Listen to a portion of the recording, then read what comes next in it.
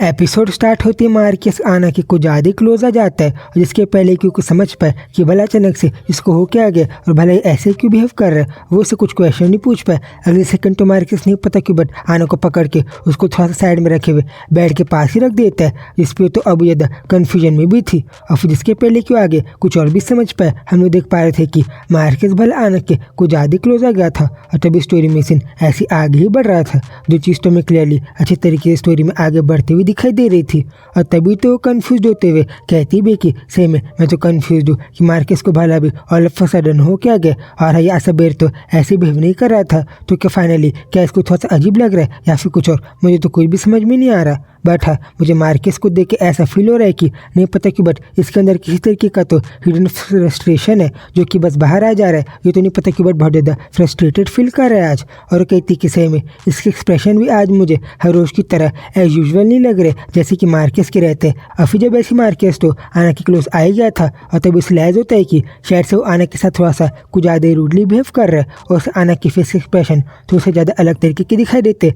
अगले सेकेंड थोड़ा सा नॉर्मल बिहेव करने लग जाता है और बहुत ज़्यादा पोलाइटली आना के पास है कि उसे कहता है कि सॉरी आना और प्लीज़ तो मुझे माफ़ करना, कभी मैंने तुम्हारे साथ थोड़ा सा ऐसे रूडली बिहेव किया। वो भी कन्फ्यूजन में थी कि व्हाट, हाँ भले इसको हो क्या गया, अरे पहले तो ऐसे नहीं करता था, तो कैसे में ये कन्फ्यूजन में या फिर कुछ और मुझे समझ में नहीं आ रहा। और तभी मार्कस कहता है कि अच्छा तो फिर अगेन आज वही दिन है जो दिन हर बार आता है और आज वही पक्का से रेड मून का दिन है ना, जिस रात को रेड मून राइज होता है और लेक के पास रेड मून आता है। तभी आना कहती कि वो अच्छा ऐसा है, वो कहता है कि हाँ आज वही टाइम है। और हाँ तुम्हें पता है 10 साल पहले यही वही सेम डे था जिसमें मेरी जो वाइफ थी, मेरी पुरानी वाइफ, वो अपने ओरिजिनल वर्ल्ड में रिटर्न कर गई थी जहाँ से वो आई थी। इसलिए हाँ आज नहीं पता क्यों बट इन सारी बातों को ऐड करके मुझे बहुत ज़्यादा एंशियस और थोड़ा सा सैड तरीके का फील हो रहा है। मुझे ऐसा लग रहा है कि मुझे बहुत डर लग रहा है कि क्या पता आज रात को तुम भी मुझे ऐसे छोड़ के चले जाओगी जैसे कि मेरी वाइफ मुझे छोड़ के चली गई थी। वो कहती कि अरे नहीं मार्कस, शायद से मैं ऐसा क्यों करूँगी,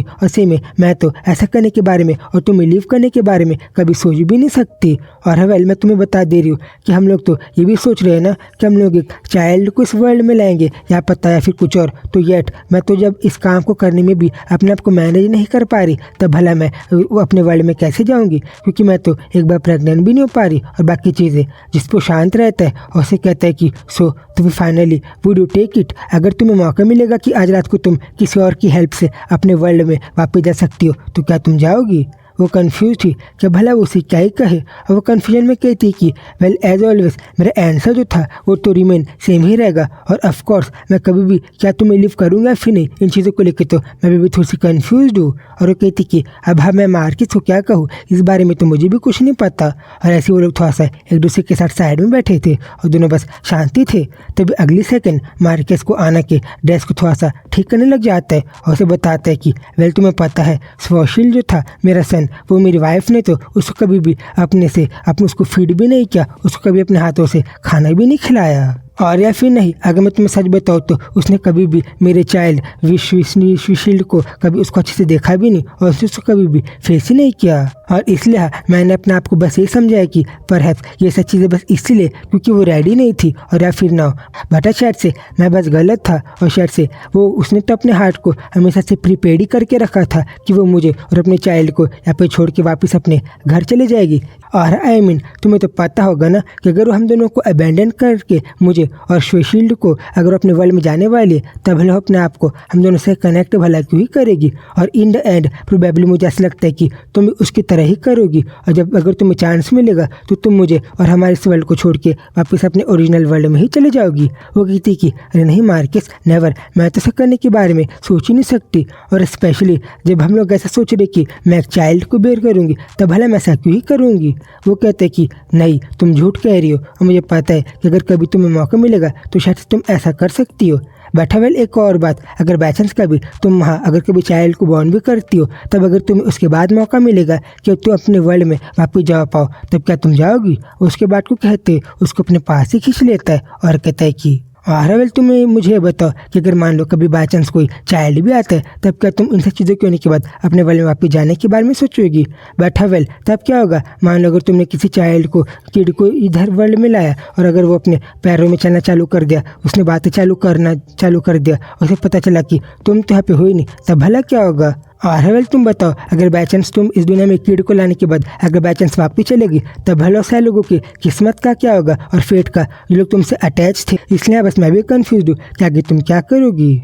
और तभी तो आने भी कंफ्यूज थी कि भला वो मार्केस को उसकी इसी ओवर थिंकिंग और बाकी क्वेश्चन का भला क्या ही आंसर दे। वो तो उसे कुछ कह भी नहीं पा रही थी। और जब वो लोग ऐसे शांत थे तब तो वो उसके पास भी आ गया था और तभी वो कहती कि वाह भला कैसे में मैं क्या इसकी फर्स्ट स्पॉन नहीं हूँ और बाकी चीज़ें मुझे तो कुछ भी नहीं पता। और वेल अगर मुझे पहले पता रहता कि मैं इस वर्ल्ड में फंसे रहने के बाद विदाउट हेजिटेशन मार्केस के साइड को चूज़ करूंगी और मैं चूज़ करूंगी कि मैं हमेशा यहाँ पे मार्केस के साथ यही पे रहूँ, तब तो मैंने शायद से बहुत टाइम पहले अपने उस एम्प्टी वर्ल्ड में जाने के सपने को छोड़ दिया होता। बट अब तो मुझे भी नहीं पता कि भला मैं क्या करूँगी।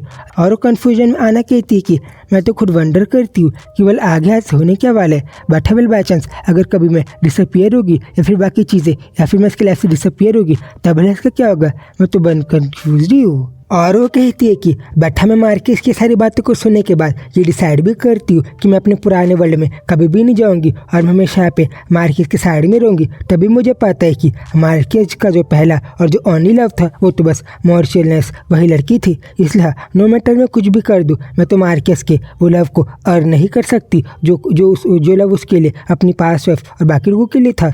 बट हावेवर मुझे पता है कि हम लोग के रिलेशनशिप है वो आगे भला कैसे बढ़ सकता है। उसी बात को कहते हुए उसके पास भी आ गई थी और कहती कि व्हाट इफ अगर मैं वो वुमेन बन जाऊँ जो कि हमेशा मार्केस के साइड में रहे और ये बाकी सारे लोगों को भूल ही जाए जिन लोगों से अटैच था, तब क्या होगा। और क्या तब अगर ऐसा होगा तो मैं इसके साइड में जाऊँगी कम्प्लीटली, क्या हम लोग अच्छे से रह पाएंगे। और फिर उससे कहती भी कि मार्केस तुम जिन बातों को लेके डर रहे हो वो तो बस फ्यूचर है जिनके बारे में तो अभी तुम्हें भी नहीं पता। इसलिए हमें खुद अब भले अनश्योर हूँ कि आगे मैं भला क्या चॉइस को लूँगी, मैं वापस अपने वर्ल्ड में जाऊँगी कि नहीं। बट मुझे ऐसा लगता है कि हम लोग का जो रिलेशनशिप है वो स्ट्रांग हो सकता है। वो कहता है कि नहीं मुझे पता है कि इन द एंड हमारी जो चीज़ है वो शायद से बदलने वाली है। और मुझे भी पता है कि अगर बाई चांस कभी तुम अचानक से ये अपॉर्चुनिटी मिलेगी कि तुम अपने वर्ल्ड में वापस जा सकते हो तब तो तुम मेरे और बाकी किसी चीज़ के बारे में सोचूंगी ही नहीं। वो उससे दूरी हट जाता है। अगले सेकंड तो उसे कहती कि मुझे भी पता है कि आगे भला क्या होगा। और जब आगे बढ़ रहा था तब वो कहती कि अरे नहीं मार्केस तुम जैसे सोच रहे हो मैं वैसे बिल्कुल भी नहीं करूँगी